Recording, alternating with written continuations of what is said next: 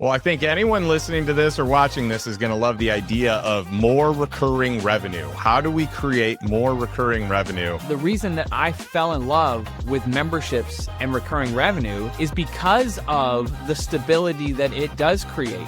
If anybody watching and listening would just like to immediately give themselves a $12,000 raise this year, you don't need tens of thousands of members or even hundreds. Like simple membership math, if you have 20 members paying you $50 a month, that's $1,000 a month in recurring revenue. That's why I'm such an advocate of memberships for entrepreneurs, not only because, as you mentioned, the valuations are much higher, but more than anything, it's peace of mind.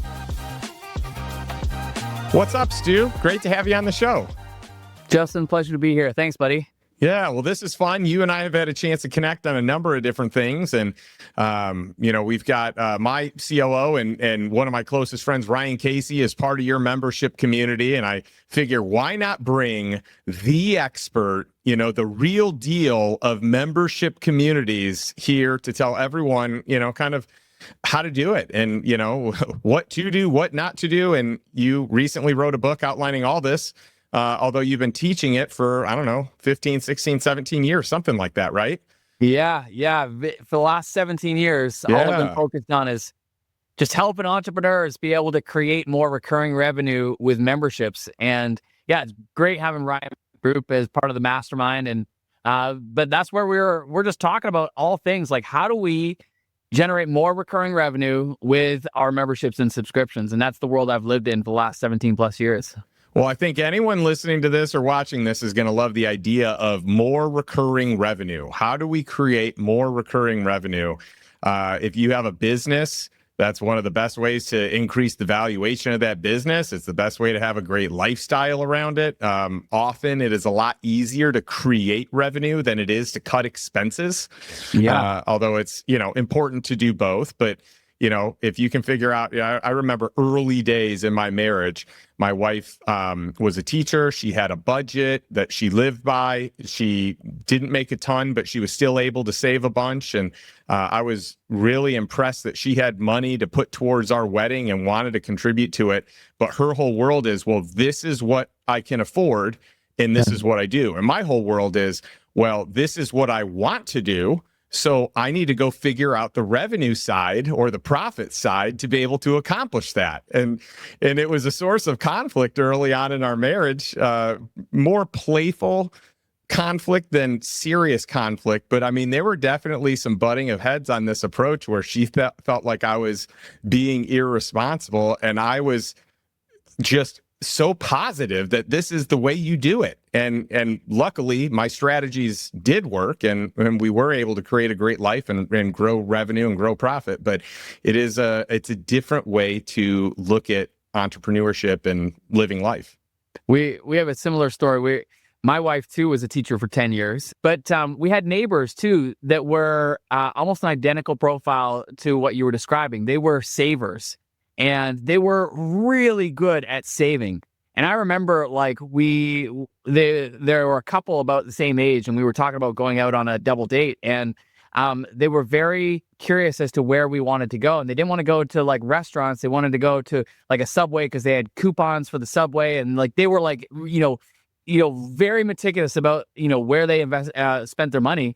And they did well at saving money. But I said to Amy, I'm just like, look, that's really stressful. Like I find that so stressful because you're constantly, it's like you're squeezing, trying to get everything out.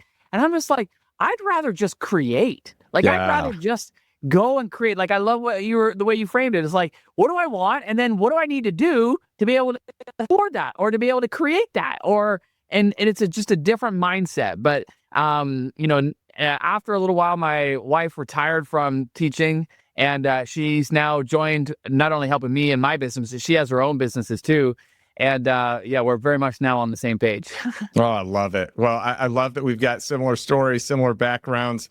And I actually enjoy doing the math. Like doing a budget was really, really painful to me. But figuring out the math of here's what it would cost to live the life that I want to live. Here's how it breaks down on a monthly basis. So here's the amount I need to go figure out like how we create, that was always fun for me. And if it didn't work out, it's like, okay, how do we reiterate, or how do we start something out? How do we start a business? How do we buy a business? How do we buy an asset that produces this?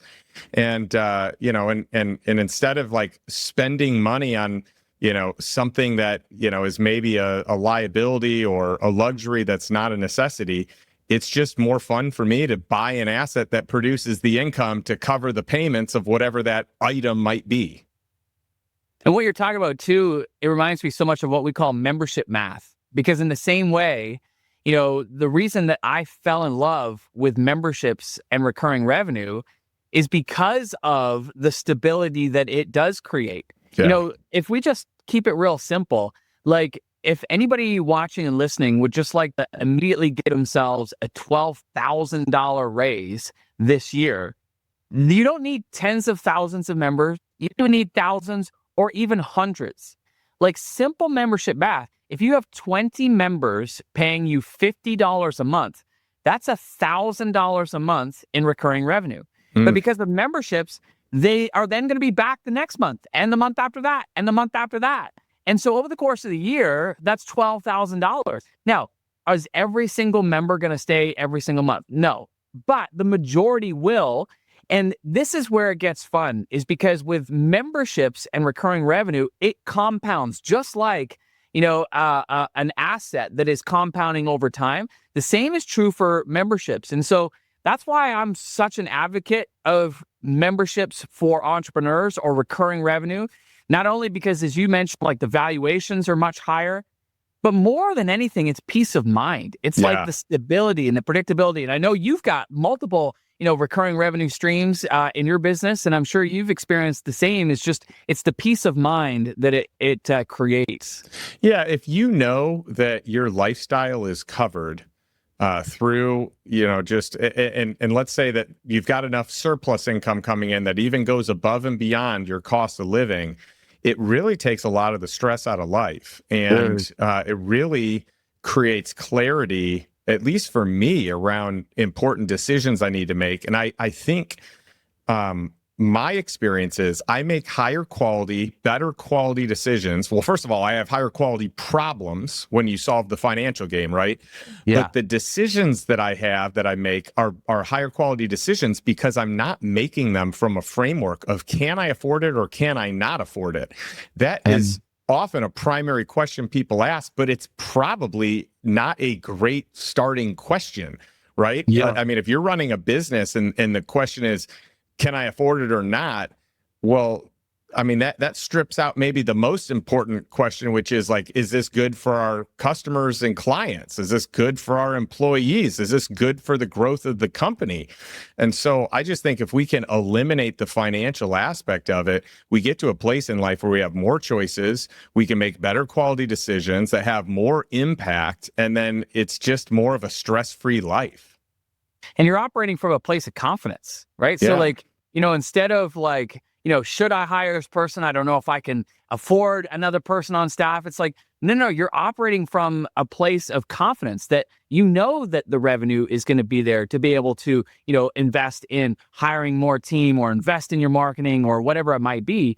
And that is a different place to operate from as a business owner, or even just as somebody in everyday life. When you're operating from a place of confidence versus fear, as you said, your decisions are better and you are able to move forward without the stress of and the weight of like, just everyday expenses. It's like, no, not only is that covered, but I'm able to make better decisions. I've got confidence in being able to move forward, and is a totally different place to operate from. I love it, Stu. You're the foremost expert in this space. I've learned a lot from you, whether you realize it or not, because I've had friends that have told me about things you've taught them that they have then taught me. And so, as I was rolling out the mastermind in early days, Ryan Levesque was an instrumental guy. He's one of our OG members, one of the first people to join. And he was a private client before that, where we had this really fun relationship where I helped him create the passive income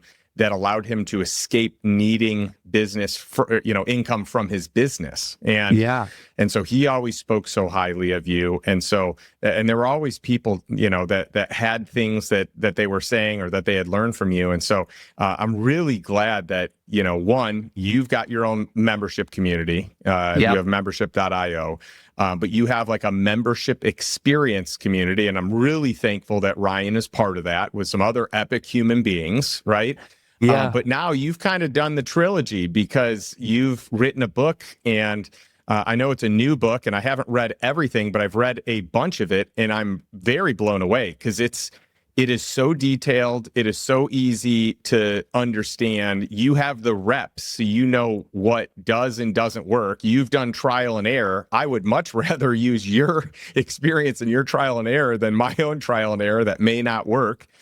And so I'd love to hear just some of the pitfalls of membership, as well as, so what are the missteps that people take, the pitfalls that they find themselves in? And then what are like best practices to building out a highly successful, profitable membership community? Yeah, I think first and foremost, I'd encourage everybody to just get real clear on who specifically you want to serve and how specifically you want to help them. When I look at like memberships that don't do very well, but trying to help everybody, and when you try to help everybody, you're not really helping anybody. And so I'll give you an example of a membership site that is very, very specific. And in a 2-year period, it went from 0 to a multi-million-dollar a year membership.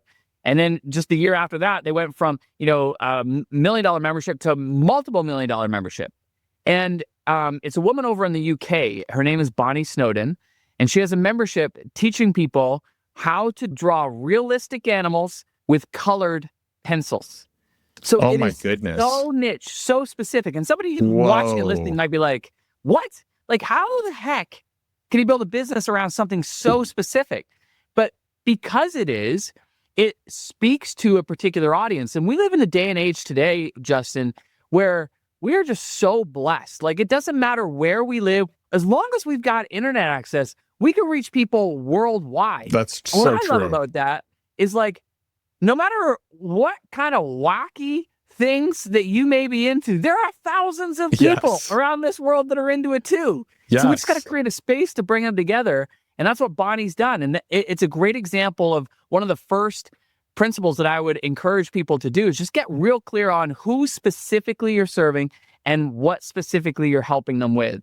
And if you're ever stuck, just think back to Bonnie Snowden. She's helping people draw realistic animals with colored pencils. You can't get more specific than that. And that's a multi-million-dollar a year membership. No kidding. And the other beautiful thing about just the whole, World Wide Web, access to people everywhere, is that you can run your business from everywhere or anywhere, which I think, I do that and I appreciate that. But if there are people all over that may share those interests, and by the way, I heard someone recently, this was the craziest thing. So where was I? So I was in Taipei City with some friends, several lifestyle investors took a trip there, and they were saying, hey, there are these different snakes that exist, and people want to connect snakes, all these different kinds of snakes. So this guy starts a business selling snakes online. And this business took off, and he's making millions a year. Like, I would have never guessed that there were that many people that wanted snakes as pets, shipped to them. And it just goes to your point of, drawing animals with colored pencils. Yeah. I mean, I think of Holly George in our community.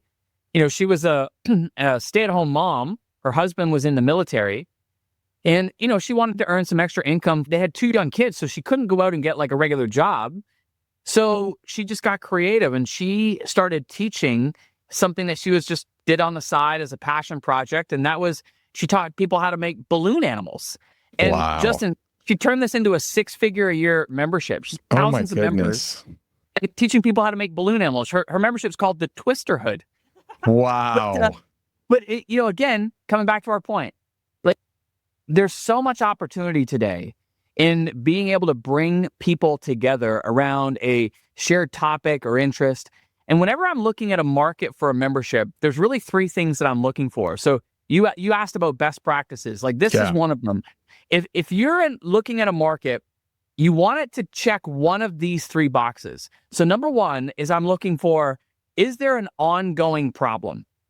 And what I mean by that is like weight loss, as an example. Jen Davidson and Victoria Black, they have a membership site called Super Fast Diet. They're over in Australia. And weight loss is a perfect market because somebody's not going to go from overweight to their ideal weight like that. It takes time to solve that problem. That's why it's perfect for a membership. Susan Garrett with dog training, same thing. You're not going to go from a puppy that's wildly out of control to the perfect puppy like that. It takes time to solve that problem. And so if you're in a market where there's an ongoing problem, that is a green light, thumbs up, move forward, great market. Second thing I look for is, can you be in a market where you teach a skill?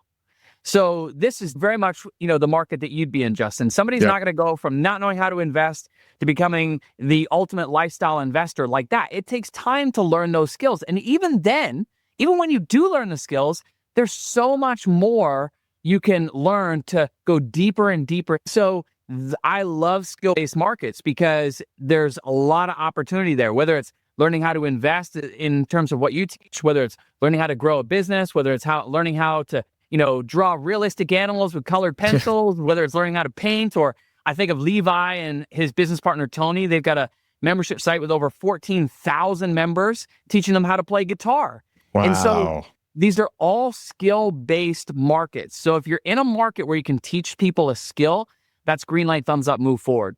And then the last indicator that I look for is, can you help make someone's life easier? And so I'll give you some examples and it'll kind of firm up the direction that I suggest you go.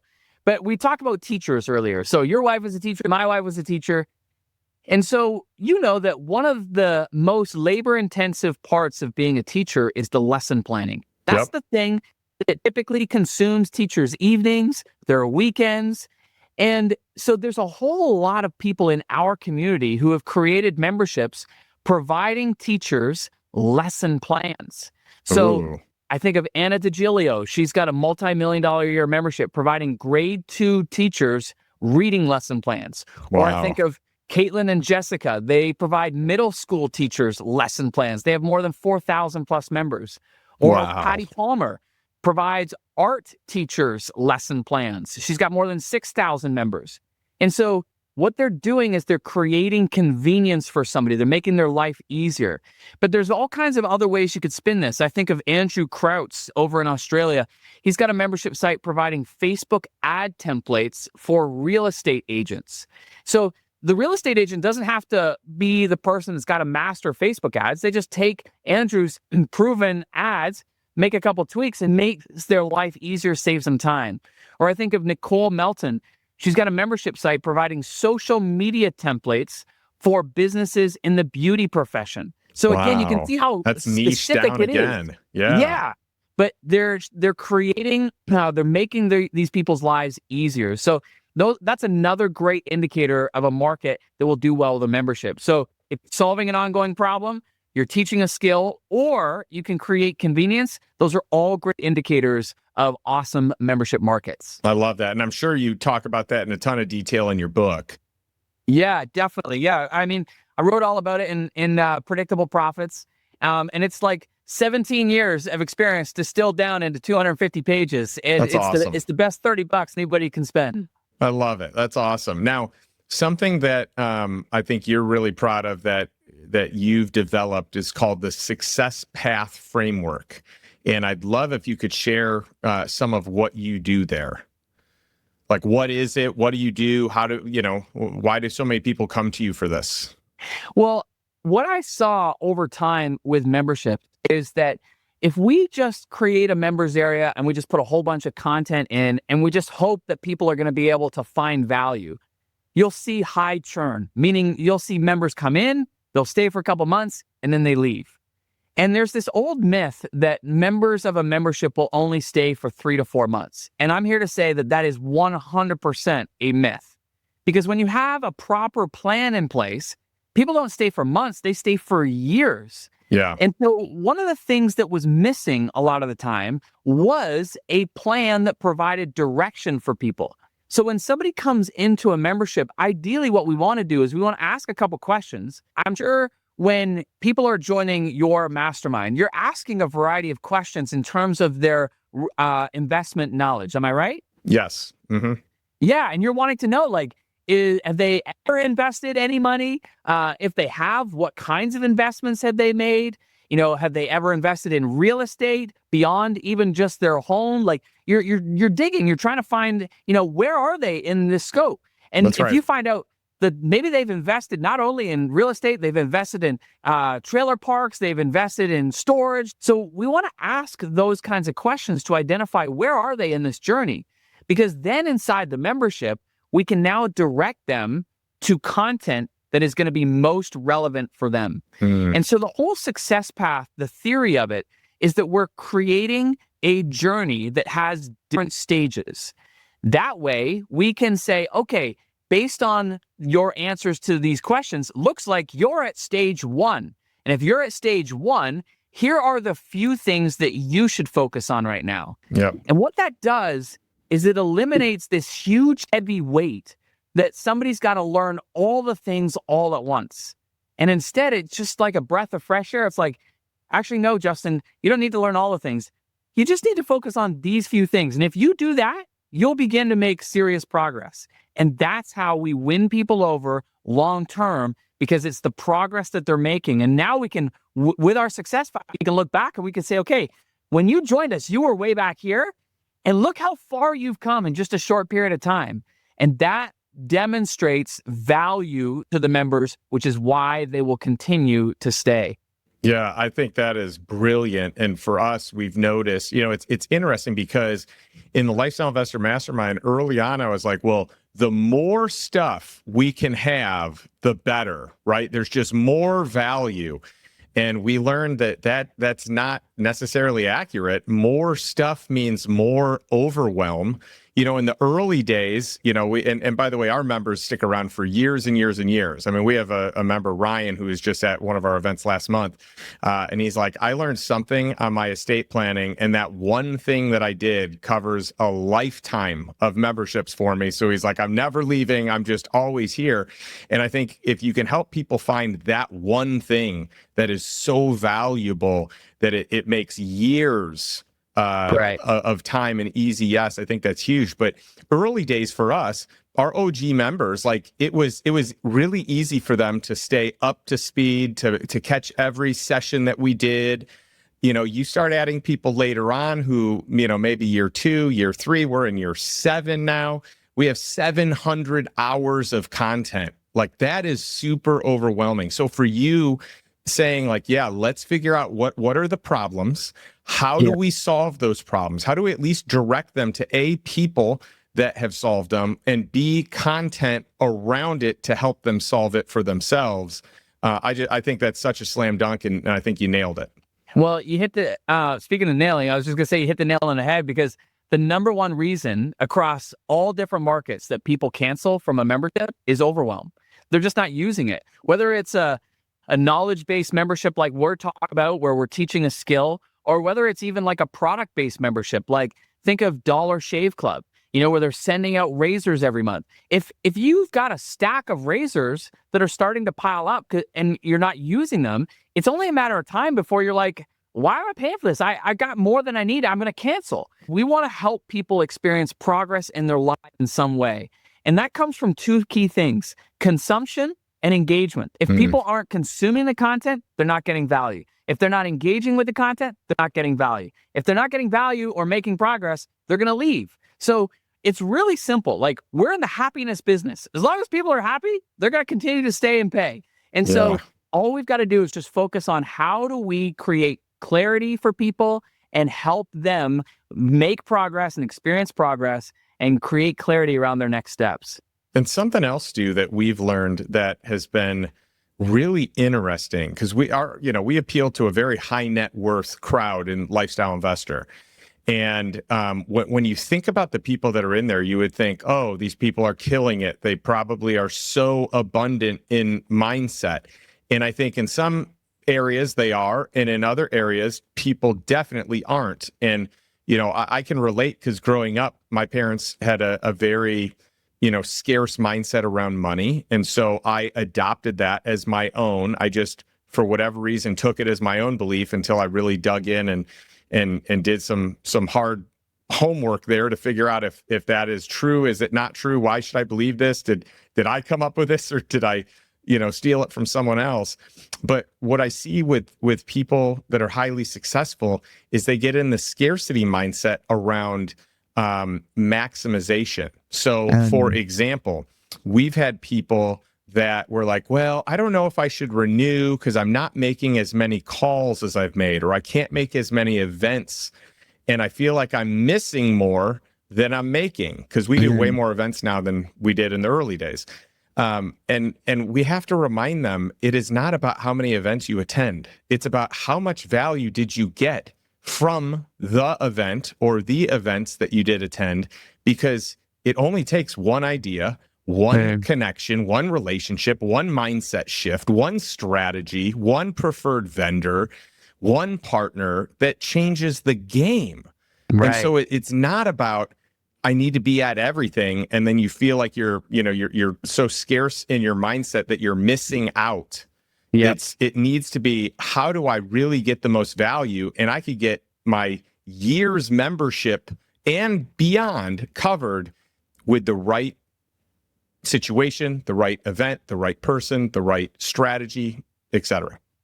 Yeah, and you're absolutely right. And it's interesting too, because you just never know when or where that idea will come from. Sometimes it'll come from, content that is being shared in the membership. Sometimes it'll come from a live call. Sometimes it'll come from a live event. Sometimes it'll just come from a conversation that's happening. Right. And that's the value that everybody's got to realize when it comes to memberships. It's you don't have to consume everything in order to be able to make this a win. You just need to put yourself in a position where you are consuming something, and then creating space to be able to implement that. And from a membership owner standpoint, what's really important is that we create breathing room and space for people to learn, but also for people to implement and do. It's like that whole learn and do. We've got to have space for both, because if you don't, then people are learning, but they're not implementing anything. And so they can't reflect back. It's like if all you did was just load people up, strategy after strategy after strategy, they're learning lots. But if they don't have time to go and implement and invest, or look for deals, or, do that, then they're never going to get the value from it. So you're right. There's a huge place for, both space for learning, but also space for implementing. And we don't need to be able to learn everything all at once. We can pick and choose and get the one idea, and that can make all the difference in that year and that decade sometimes. I love it. And I couldn't agree more. And something else that we've noticed, and I'd love to hear your thoughts around this, is not everyone's as outgoing. And for some people, it is hard to meet new people. But I think running membership communities, it's our responsibility to help create opportunities for connection, so people can get to know one another, through live events, through virtual events. I mean, live events are a lot easier to be able to do that. But even just connecting the dots, hey, you need to go talk to this person because they went through this same scenario. You're about to sell your business, they sold their business, or you're dealing with this situation with an employee and they did as well. And I just think the human connection, that human touch, like every time we do a live event, magic just happens. And the more people that get there, it creates this energy. These relationships get deep rooted. You connect that one time, and now there's this level of comfort to continue the relationship. And then for us, we've done a lot of small groups.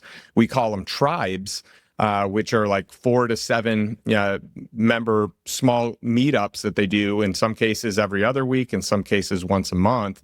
But then like really getting to know people on an intimate level, And those deep rooted relationships are huge for members wanting to stay in the community, learn and grow, and even give back of their talents.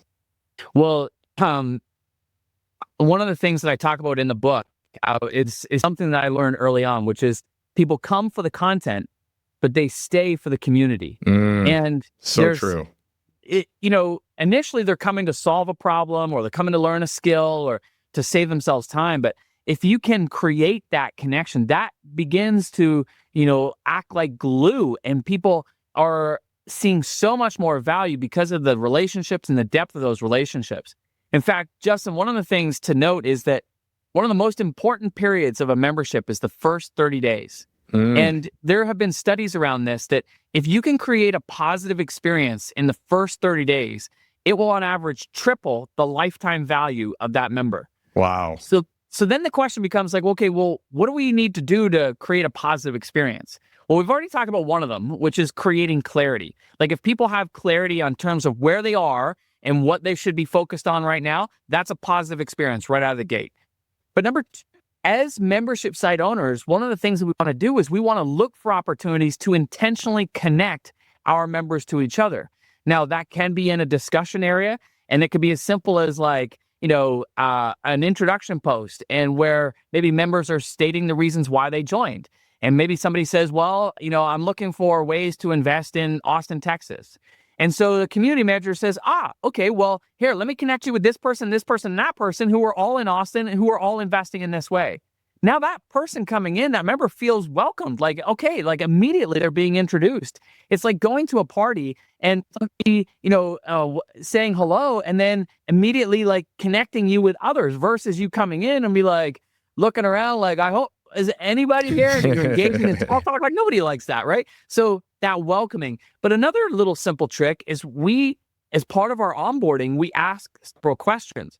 So in our community, it's a lot of it are, creators and experts and speakers, authors, people teaching, their skills.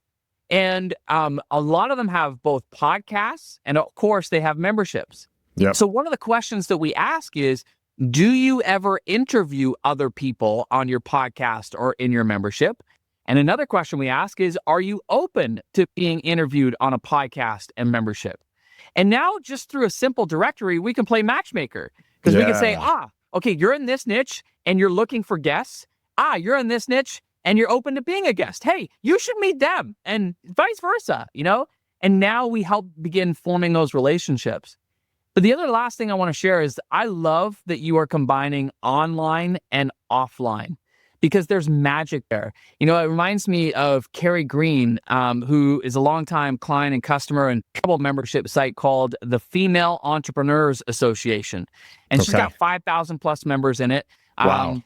But one thing that she did last year, which I thought was brilliant, was during a 1-week period, she hosted over 100 in-person events, and she didn't attend any of them. So what she did was she put out a request to her community, and she said, okay, we're going to try this idea where we're going to get people together in cities all around the world. Is anybody open to being a host? And she had about 200 plus people say yes, they were open to being a host. They narrowed it down to about 100 because there was a lot of overlapping cities. And then she went out to her members and she said, okay, during this 1 week, there are going to be all these different events in all these cities around the world. And they were small groups. They were 3, 4, 5, like 10 max, 15 max. And people got together. It was self-hosted by the members. She just helped facilitate the connection. Oh, that's amazing. But after that, it was just like people felt so much more connected. Yes. And like the depth of those relationships, it's exactly what you were talking about. So I just think that there's a lot of creative opportunity for us to be able to take the online and move it offline and deepen the relationships, just like you were saying. Stu, you just blew my mind. I thought we were doing so well with a monthly meetup where we actually limit the number, you know, Yeah. 10 to 30 people. So we have 3 big events a year. We have our big annual event that everyone comes to. Spouses are always welcome at our events. We got a big spring event and a big fall event. And then we do these monthly meetups, and we try to keep the meetups to 10 to 30 so that people can get to know everyone. Yeah. But you got me thinking about multiple cities, multiple meetups at the same time. And you know, our members host them, and we'll do some epic stuff. Sometimes it'll be in someone's home. Sometimes we go Porsche racing at the Porsche track in Birmingham. And we just did a health and longevity event out in Salt Lake City at East West Health with my friend Reagan Archibald. So we're always doing this cool stuff. We did a Napa trip with our sommelier, who got us into some pretty highbrow places and some pretty cool tasting experiences. But I love that idea. I mean, I just think the in-person event is critical. And you're just such a wealth of knowledge here. I'd love to know if there's anything. I mean, also the name of your book, Predictable Profits. I love that. I mean, that's the type of company I want to buy, right? I want to invest in predictable, profiting companies. And so you're teaching people how to do this from a membership site, but it's not just membership. Like, you can do this in various different niches, various different industries. Like, this whole idea of predictable, recurring, passive income. This can be done all over the place. It just happens that membership communities are also a great place, and you've got so much expertise around it. So if there's anything else you want to share about it, please do. Yeah. Well, what I would say is just to open people's minds and to continue the conversation that you began here, which is there's opportunity no matter what type of business you're in. So there are product-based memberships. We talked about the Dollar Shave Club. For anybody that's got a product-based business, what I would be asking is, how can you take it from a one-time purchase and turn it into a recurring membership? So their Dollar Shave Club, it was a razor where all the other companies are hoping that their customers come back and buy from them again. But Dollar Shave Club said, take it easy. Let's just send people razors every month. And now there's companies that have done it with, you know, razors and earrings and T-shirts and coffee and tea and all the things, like socks. I was part of a sock of the month club. Yeah, ties, right? Like, I even saw there was a number of underwear related memberships. I love it. You know, like, I love it. But my point is, it's just like, as a product-based business owner, I'd be asking, okay, how can I get more of my products in front of our customers on a more regular basis with a membership? Yeah. Service-based businesses, huge opportunity. Because, you know, again, most service-based businesses are hoping that people come back and buy from them again. But, you know, Mary Claire Fredette in our community, she's a massage therapist. Well, she set up a membership. Members pay a monthly fee and they get a certain number of massages. There's a slight discount, so there's value in being a member. They get more consistent service and they get priority service. But what that's done for Mary Claire's business is it's created consistency. Yes. Because before, she'd have up and down months just based on seasonality. Now it's consistent. And I've seen barber shops do this. I've seen car washes do this. There's all kinds of ways to take what would have normally been a one-time service, turn it into a recurring membership. The third example is my favorite. This is the one we've spent most of the time on, which is knowledge-based memberships. Yeah. And the reason I love them so much is because they are so profitable. We're selling digital information. So the profit margins are much higher than a product-based membership or even a service-based membership. That's why I love them. But again, if you can teach a skill, if you can solve an ongoing problem or create convenience, great opportunity. And then the third type is just a community-based membership. It's where you're bringing people together who've got a shared interest, and you've created this container for them. It's where, like, old school, like, country clubs, you know, would be a community-based membership.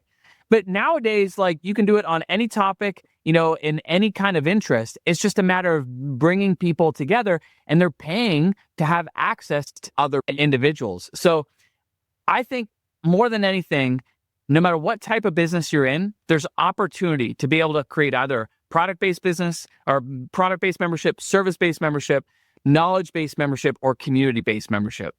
I love it. Stu, this has been an awesome session. Thank you for taking the time to join us and really just teach.